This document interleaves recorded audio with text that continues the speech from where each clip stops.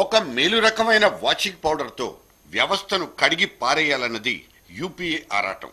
ఎన్నికల్లో పోటీ చేసి జనాన్ని ఏలుకోవాలని ఉత్సాహపడుతున్న నేరగాళ్ల కాళ్లకు షరతులతో కూడిన నిబంధనలంటూ కొత్త రకం బేడీలేయడానికి ఢిల్లీ తయారైపోయినట్లు కనిపిస్తోంది. నేరానికి రాజకీయానికి తరతరాలుగా స్థిరపడిపోయిన అనుబంధాన్ని తెంచేయాలన్నది కేంద్రం తాపత్రయమా? నిజానికి ఈ ప్రయత్నంతో ప్రక్షాళన జరిగిపోతుందా?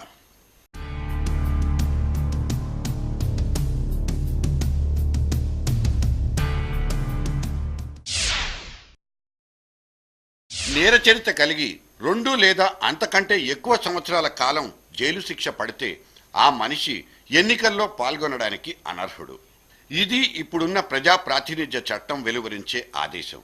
కానీ ట్రయల్ కోర్టు తీర్పును పైకోర్టులో సవాల్ చేస్తూ అపీల్ దాఖలు చేసుకుంటే అతను నేరుగా ఎన్నికలకు వెళ్లే వెసులుబాటు మాత్రం ఉంది.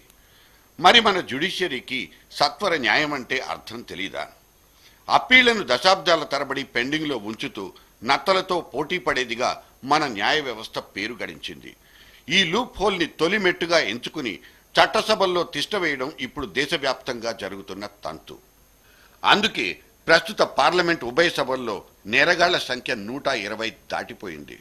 అంటే కేసులనేవి స్పీడ్ అందుకుంటే 25% ఎంపీలు పార్లమెంటు నుంచి నేరుగా జైలుకే వెళ్తారన్నమాట. ఈ వైపరీత్యాన్ని తప్పించడం కోసమే కేంద్రం ముందుగానే మేలుకుంటోంది. ఒక చిన్న సవరణతో ప్రజా ప్రాతినిధ్య చట్టాన్ని కట్టుదిట్టం చేయాలని కేంద్రం ఆయాసపడుతోంది.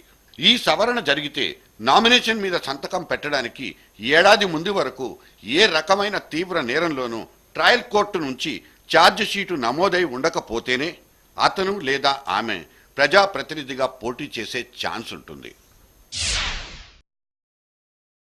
మన చట్ట ప్రకారం హీనియస్ క్రైమ్ అంటే తీవ్రవాదం, దేశద్రోహం, హత్య, కిడ్నాప్, లైంగిక వేధింపు మరి వైట్ కాలర్ నేరాల్ని ఏసీ రూముల నుంచే కథనంతా నడిపించి కార్పొరేట్ రంగాన్ని శాసించే ఘరానా మనుషుల్ని కేంద్రం ఎందుకు మర్చిపోయిందన్నది అర్థం కాని ప్రశ్న. ఆ మాటకొస్తే ఇప్పుడు జాతికున్న పరువును మంటగలుపుతోంది వైట్ కాలర్ నేరాలే. ఒక్క నెత్తుటి చుక్క నేల రాలకుండానే కోటాను కోట్లను ఖజానా నుంచి దోపిడీ చేసుకునేది వైట్ కాలర్ నేరగాళ్లే. అసలు ముప్పు ఇక్కడి నుంచే పొంచుందని న్యాయశాఖ మాత్యులకు గుర్తులేదా?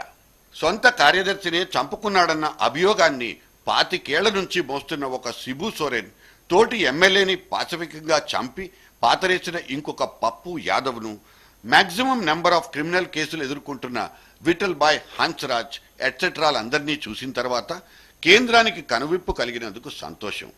క్రిమినల్స్ను పాలిటిక్స్కు దూరంగా పెట్టాలనుకోవడం ఆహ్వానించదగిన ఆలోచనే.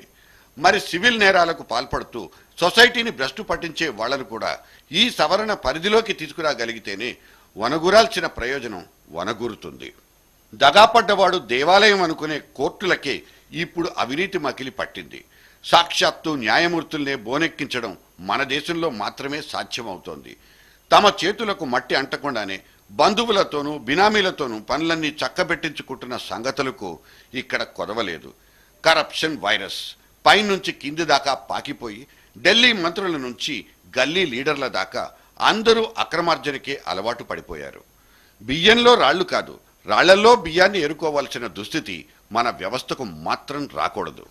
5 ఏళ్లకోసారి టంచన్గా హౌస్ఫుల్ బోర్డు పెట్టేసుకుంటున్న మన చట్టసభల్లో 50% సీట్లు బిలియనీర్లవే.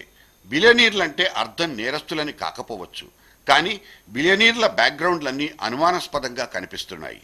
అందుకే ఆ చేసే సవరణేదో గట్టిగా చేస్తే పోయేదేముందన్నది majority opinion. India is run by criminals అనే అపవాదు నుంచి బయటపడాలంటే let us press the restart button.